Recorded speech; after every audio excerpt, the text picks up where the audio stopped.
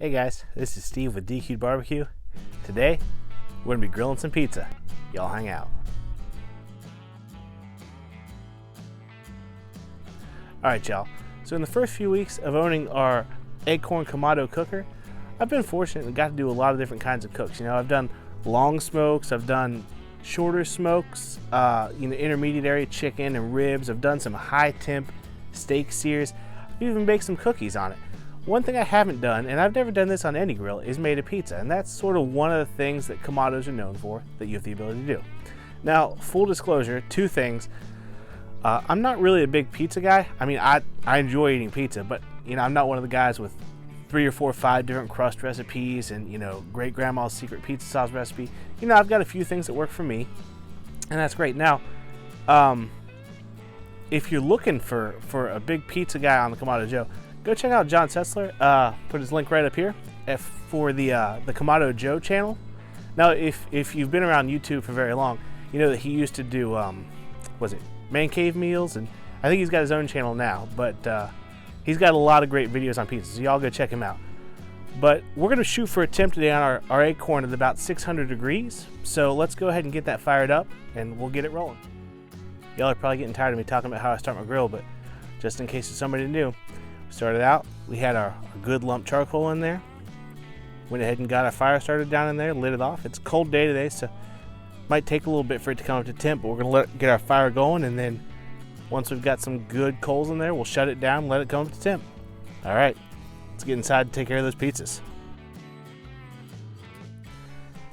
All right, y'all, so before we start making pizza, we should talk about the crust, because all pizzas I make today are going to be running the same crust, and it's a homemade crust I made last night. Now, ideally, you make this crust 24 to 48 hours before you're actually going to make your pizza. So let me show you what I did.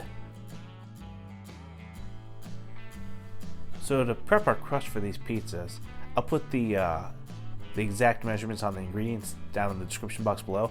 What we're going to start with is, first you're going to see our salt and water mixed together. Now, we put the salt in the water and we just kind of whisk it till that salt dissolved in there.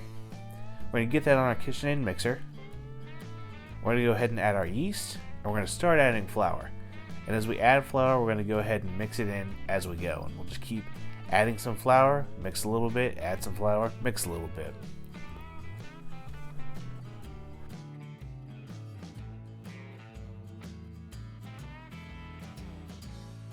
Alright, once we got a good dough ball wrapping up around our hook here, we're going to go ahead and add our olive oil to the mixture and kick it back on. Let it do a little bit more mixing.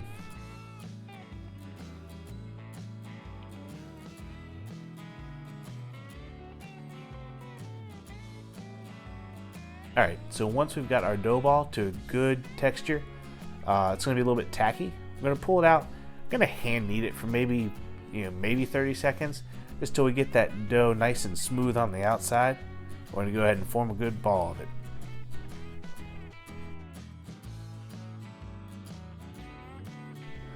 Now, last thing we do before I'm going to put this in a Ziploc bag, then I'm going to give it a good coat all over the surface of olive oil. And this is just to help with the sticking to the bag that we're going to put it in. Alright, there we go. It's good to set in the fridge. Ideally, this is going to be for 24 to 48 hours before we actually use it. Okay guys, so the first pizza we're going to do today is going to be a white sauce 3-cheese pizza. Now around here there's a local joint that does a white sauce pizza, and when they say white sauce they mean it's a roasted garlic olive oil. So today I made my own roasted garlic olive oil. Here's what we did. There are plenty of places where you could purchase your own flavor infused olive oils, but I thought it'd be fun just to make our own today. So what we're going to start out with is 8 cloves of garlic. Now we're going to go ahead and take the skin right off of them. You don't have to take it all the way down.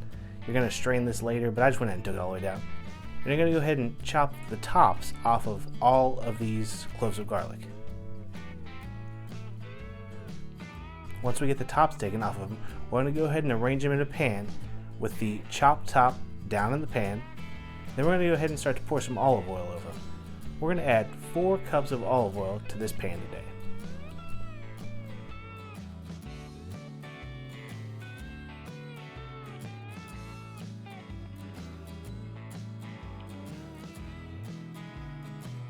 After we get the olive oil added, we're going to go ahead and cover it with aluminum foil. We're going to go ahead and put this in the oven, let it roast at 300 degrees for 45 minutes. Alright, so after we've got this pan out of the oven, let it cool off for a little bit. We're going to go ahead and we're just going to pluck those cloves of garlic right out. We're going to set them aside. We're not done with those yet.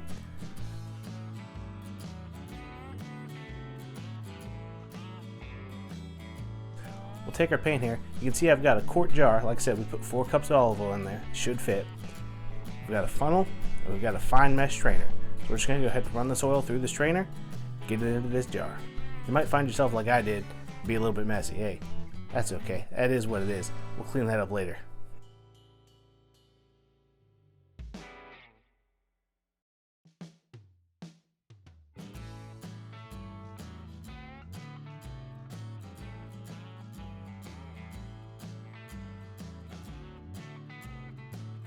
Alright, now the happy accident is we've got 8 cloves of roasted garlic, so we're going to go ahead and take these out and go ahead and mince them up. Now, I've told y'all before, I'm not the best at knife work. Shoot, I'm probably lucky to get that participation award when it comes to knife work, but I'm just going to take my time, get this all chopped up. Alright, so here's our finished product. We got 1 quart of roasted garlic olive oil and a good sized tub full of minced garlic for later. It's a good day. Alright, let's go ahead and get this on the pizza and see how it comes out. Y'all get in here, we'll get it together. So to get our pizza ready, we're going to start with our dough. We're going to take and we're going to make sure we get some flour on both sides of the dough and keep it in a ball form. Now from here we're just going to start working it out, pushing it out in the circle. I like to make a little indentation where I'm going to try to have my crust, and then from there push down and out with my hands and just work it nice and slow to increase the size of my crust.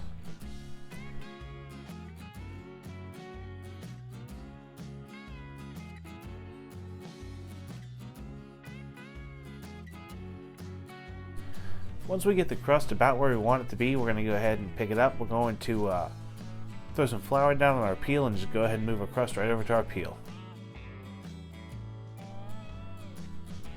Alright, so for this one we're going to use that roasted garlic olive oil, so we're going to pour some of this down and just use a brush to spread it around, just get a nice good coat on it.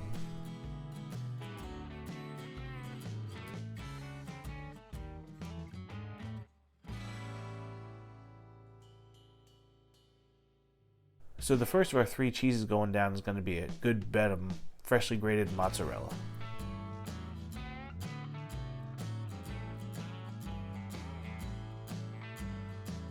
We're going to follow that mozzarella with some freshly grated Parmesan. And then on top, just to finish it off, we're going to put 4 slices of deli provolone.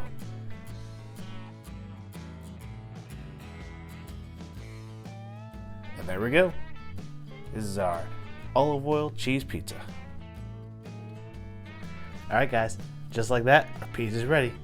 Let's go up, check our tampon cooker. As long as we're between that 600 and 700 range, it's go time. Let's go check it out. Alright guys, so I just used our IR thermometer to check the temperature of our pizza stone in there. We're sitting right at about 640. That's good enough for me. Let's go ahead and get this on. We're gonna let it sit on the stone for 3 minutes and then pull it off. Alright, come on, get in here.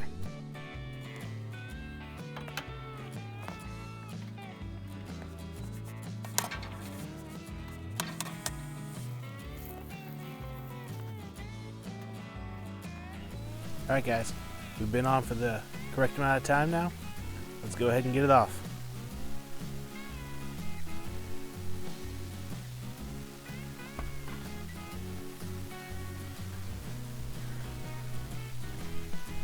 It's looking pretty good.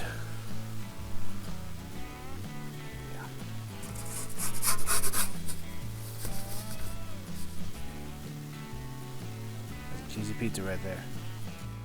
Alright guys, we got that white pizza done. It's upstairs cooling. Let's go ahead and prepare a little bit more traditional pizza. Alright, here we go.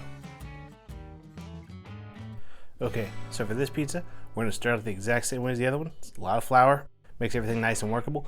Start with our ball. We're going to make a little edge for our crust, and then from there we're just going to flatten out and stretch. Don't force this, just let it go as it'll be. You know, I make wonky shaped pizzas, that's just who I am, and it's okay. Alright, once we get it nice and worked out, I'm going to go ahead and get our peel ready. Just put a crust right on the peel. So for this pizza, we're going with red sauce. This is nothing special. This is just store-bought sauce. We're gonna put it on there. You know, there's always the debate on too much, not enough, too little. You know, I like a lot of sauce. My daughter seems to like a lot of sauce, so probably got a little too much sauce on here, but hey, that's okay. Next, we're gonna go down with a good bed of mozzarella.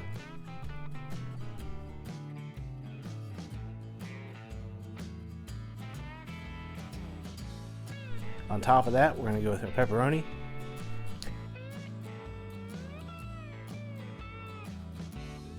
Then to top that pepperoni off, we're just gonna hit it with a little bit of fresh grated Parmesan. All right, let's get this one up on the pit. All right, I just gave our pit another quick check with our infrared thermometer. We're still riding at 658. Let's go ahead and get our pepperoni pizza on. For roughly another 3 minutes. All right, we'll see you then. All right, y'all, we've been on here about 3 minutes and 30 seconds. Let's take a look.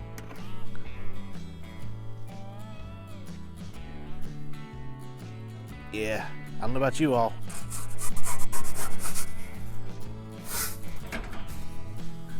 But I'd call that a pepperoni pizza.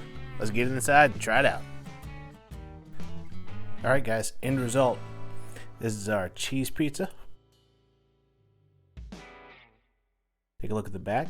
Even got a little bit of leoparding. Nice. You can see that the crust is pretty poofy, but all in all, it's not really that thick once you get into where the cheese is. Here's our pepperoni pizza. I literally just took this off the stone. Nice melted cheese. And again, a little bit of that leoparding on the back. All right, y'all. That's the end of the cook. As you can see from our results, good cook, successful, fun cook. If you're wondering why there's only 2 pieces of pizza there instead of me cutting it out of the whole pizzas, it's because this is what we're eating for dinner tonight, and my family just dove into it, so can't blame them for it. That's how we do it. All right, but I'm gonna go ahead and give you that taste test. Fair warning, I'm not a pizza connoisseur, so I'm really not the guy that should be giving this taste test, but we'll see.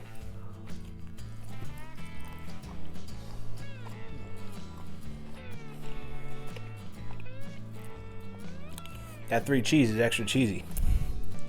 It's great. The crust is crunchy on the bottom but chewy in the middle. It's got a good flavor to it. The crust has some good flavor to it. That's real nice. Now, I'm more of a red sauce guy myself. Let's try this one.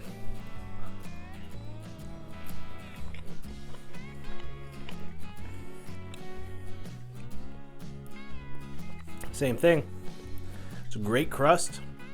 Yeah, that's pretty much just store-bought sauce pizza, but it's not a bad sauce. It's good pizza. This cook was mainly about the crust, and it turned out great. I've tried this before at high temps because, hey, Kamado, let's crank it up there. And I've burned some crust in my time, but this crust turned out good. A few things I want to leave you with after this cook. Number one, when you go looking for how to do pizza stuff, a lot of people have a lot of very specific opinions, and you're reading it, and it seems like if you don't do this at exactly this time and exactly this way, your pizza's not going to turn out good. Don't get too wound up in that. You know, pizza's a fun food. Let it be fun. You know, don't get too bogged down in the details and, oh man, I better do this. And hey, you know, we're just making dinner. Just make it the way you enjoy it. Another thing, whenever you're putting your pizza stone on a grill, especially for me right now, today just barely got above freezing, make sure that pizza stone isn't stark cold when you put it on hot, you know. Make sure it's at least room temperature and then let it come up to heat with your grill. Otherwise, you're going to crack a stone. Last thing, we're cooking at high temps. You know, a few seconds here or there sometimes could be the difference between burning something and not burning it. Don't be afraid to check on what's going on there. Hey, these pizzas, both of them today, at about 640, 650 degrees, I thought 3 minutes was going to be the money. We needed to go to about 330. I opened the lid, took a look at them, decided, you know, we'll give it another 30 seconds and check it. No problems doing that. Just be aware that at that high temp, you know, things can go from good to bad really quickly. So thanks for coming along with me for this. This is a good time. Hey, keep an eye out because we got an addendum to this coming up shortly. If you like what we did here today, go ahead and hit that like button. If you're new to the channel, subscribe, and until next time, y'all take it easy.